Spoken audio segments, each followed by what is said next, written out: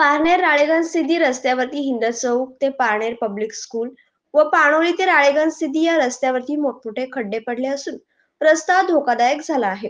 मोठमोठ्या खड्ड्यांमुळे अपघात घडत असून या जीवघेणे खड्डे तातडीने डांबर खडी टाकून बुजवावे अशी मागणी नागेश्वर मित्रमंडळाचे प्रमुख कल्याण थोरात, तेजस औटी, अश्विन कोल्हे, मनोज गधाडे, राळेगण सिद्धीचे रमेश औटी यांनी केली आहे।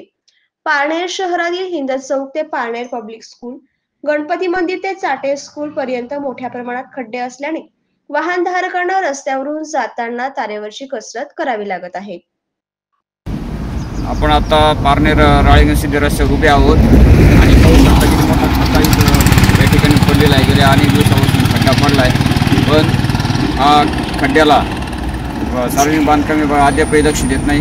या रस्त्यावर असे बरेच खड्डे आहेत, पण त्या खड्ड्याकडे बांधकाम विभागाने लक्ष अद्यापर्यंत दिलेलं